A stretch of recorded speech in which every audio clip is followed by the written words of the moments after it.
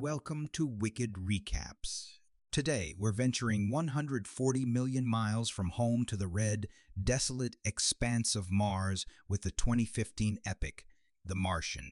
The story starts with the Ares 3 crew on Mars, Sol 18, doing tasks with Mark Watney and Martinez talking over the radio. Beth Johansson, the computer operator, gets a storm warning, and they return to their hab to check. Commander Melissa Lewis cancels the mission and tells Martinez to get the Mars ascending vehicle ready to leave. As everyone leaves, Mark locks the hab, however. The hab's satellite dish breaks in the storm, striking Mark and sending him away. Signal loss and lack of visibility make Mark unreachable. Meanwhile, Martinez informs Lewis that Mav can't hold much longer. She decides to find Mark and orders the crew to launch without her.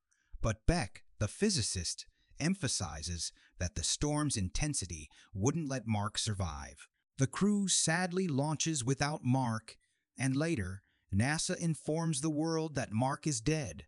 But the day after the storm, Mark wakes up with an antenna stuck in his body. He heads back to the hab and removes his suit alongside the antenna. Afterward, he cleans and stitches his wounds. Mark then takes a shower and logs into the hab's journal. He begins recording and explains that the antenna and blood in his EVA suit acted as a makeshift seal, preventing oxygen loss and saving his life. He also notes that the hab has a 31-day lifespan, and the Ares 4 mission is 4 years away. Mark recognizes that he can run out of food even if water and oxygen problems are solved, and concludes the recording. 2 days later, Mark rations his food, however. He realizes his portions will only last 400 days, leaving him short for the remaining 3 years. On Sol 22, he adjusts the solar panels to capture energy from the sun and rearranges items in the hab to make space to grow crops. 2 days later, he brings Martian soil inside the hab and uses the crew's sealed, dried fecal waste to create fertilizer.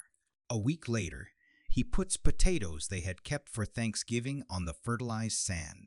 On Sol 37, he extracts hydrogen from the hydrazine fuel in the MDV and burns it with wood from Martinez's crucifix, using carbon dioxide from the atmosphere to create water.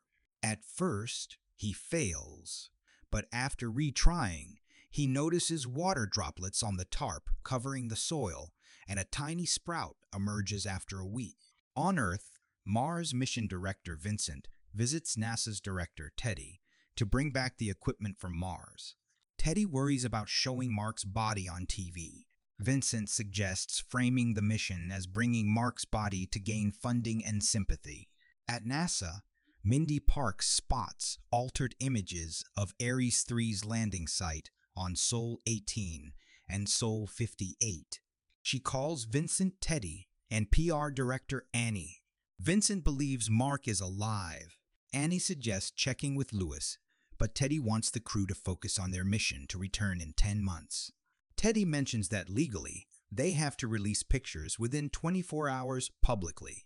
He holds a press conference and Mark's survival. Back at Mars, Mark logs on Sol 70, explaining the Ares 4 site is 3,200 km away, and he must reach it in 4 years.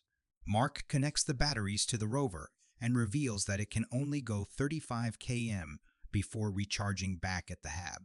He says it'll take 50 days to reach the landing site, relying on life support. On Sol 74, Mark doubles the battery life by scavenging another rover. However, he's freezing and can't use the heater, so he heads back and plans to use radioactive material for warmth. NASA informs the public they've spotted Mark heading to the Ares 4 site through satellite data, so they plan to launch Ares 4 in 9 months. In a meeting, Mindy reports that Mark has covered 76 km with battery recharge breaks. Teddy contacts Bruce Eng at the Jet Propulsion Laboratory to ensure Ares 4 supplies reach Mark in 3 months. Moreover, Mitch Henderson suggests informing the crew about Mark's survival, but Teddy prefers waiting for a solid rescue plan. On Sol 78, Mark harvests 400 potatoes and finds the lost Pathfinder rover with a map. Understanding his plan, Vincent goes to Japel, California, and uses a duplicate Pathfinder to communicate with Mark, but it can only move the camera for yes and no responses. The next day, NASA and Mark use hexadecimal to communicate. Vincent shares their plan to save him and instructs Mark to hack the rover for the Pathfinder communication. He does so, enabling communication. Vincent praises his survival and talks about sending supplies to keep him fed before Ares 4. Mark is relieved and asks about his crew's reaction to his survival. Vincent reluctantly reveals that they have yet to inform the crew to keep their focus on the mission. Mark gets angry, and Vincent realizes they must tell the crew. Afterward, Mitch sends a video message to the crew, informing them of Mark's survival. The crew living on the Hermes in space for the past 4 months is relieved, but Lewis blames herself for the situation. A few days later, at NASA, during a conference, Vincent tells Teddy that Mark's food will last until Sol 912, and the pre-supplies are set to arrive on Sol 858 if everything goes as planned. However, the next day, Mark accidentally blows off the airlock, exposing his crops to Mars's environment, which ruins it. His helmet cracks, reducing the oxygen levels, and he duct tapes it. Vincent returns to NASA and reports that due to crop damage, Mark can only survive until Sol 609 with his current supplies, emphasizing the need for earlier supply arrival. On Sol 136, Mark contacts the crew, informing them about the HAB explosion and humorously mentioning Commander Lewis's music that survived. He sends his greetings, stirring up emotions among the crew. Mark covers the damaged entry with a tarp. On Earth, Rich Purnell, an aerodynamicist at JPL, gets an innovative idea. Bruce discusses costs with Teddy, and they reduce the probe preparation time to 13 days, skipping inspection. Meanwhile, Mark divides his food to last 4 more days following NASA's instruction. A few weeks later, the launch begins, and NASA and JPL celebrate. However, a malfunction occurs, causing the launch to fail. Vincent delivers the news to Mark, leaving him saddened. Following the launch failure, China's chief scientist, Guo Ming, claims that NASA's astronauts will die at this rate. However, Deputy Chief Scientist Suo Tao proposes that their Taiyang Shen booster has enough fuel to be sent to Mars. She adds that giving the booster will cancel Taiyang Shen, but the positive side is that the world will know of their contribution, and NASA will also help them in their time of need. Guo decides to help them, but asks Tao to keep it a secret among the scientists. This news rejoices Teddy, and a happy Bruce decides to get the new probe ready in 28 days.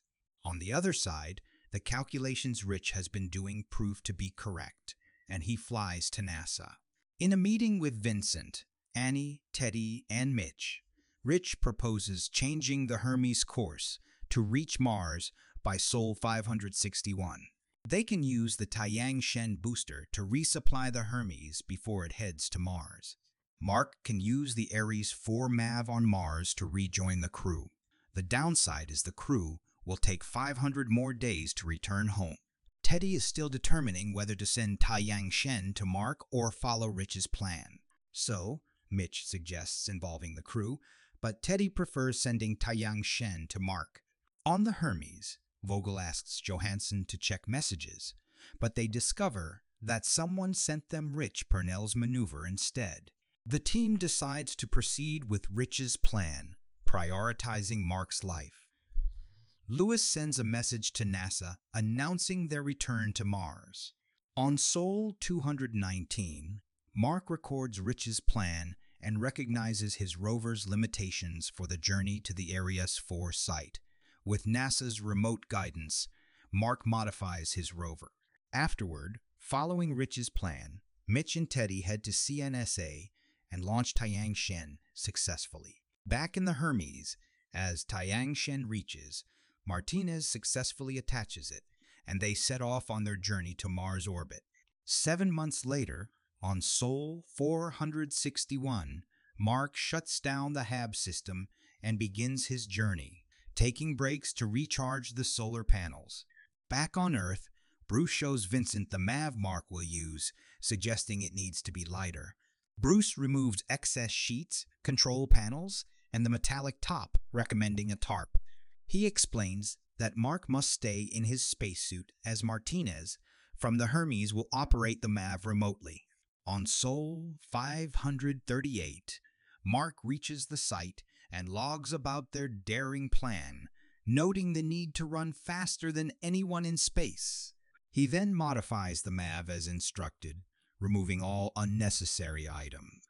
On Sol 561, Mark leaves a note in the rover for the next crew and enters the MAV. He shaves and changes into a new spacesuit for the upcoming Ares 4 crew members. Mark sits in the MAV, and Martinez launches it. During the launch, the MAV's velocity surpasses Hermes' speed. Lewis attempts a rescue using a tethered manned maneuvering unit. Beck offers to go, but Lewis insists on going herself. Unfortunately, the rope falls short. Mark punctures his EVA suit's glove, using the escaping air to push himself towards Lewis. With careful speed control, Mark and Lewis finally get a hold of each other and meet the crew. Lewis announces Mark's arrival, and cheers of joy erupt throughout the ship. Ultimately, Mark becomes an instructor teaching students about Mars while other members join their families. Martinez remains a member of the Ares 5, and NASA successfully launches the mission. The Martian, released in 2015, directed by Ridley Scott, produced on a budget of approximately $108 million. The movie is based on Andy Weir's novel, The Martian, which was initially self-published in 2011. NASA consultants work closely with filmmakers to ensure scientific accuracy and realism in the portrayal of space travel and Martian conditions. Although the movie is set on Mars, it was primarily filmed in the Wadi Rum Valley in Jordan, often referred to as the Valley of the Moon because of its otherworldly landscape. The film was nominated for several awards, including 7 Academy Awards.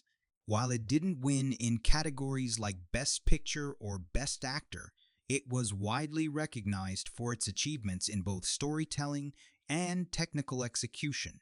One of the standout aspects of both the book and the film is the humor of the protagonist, Mark Watney.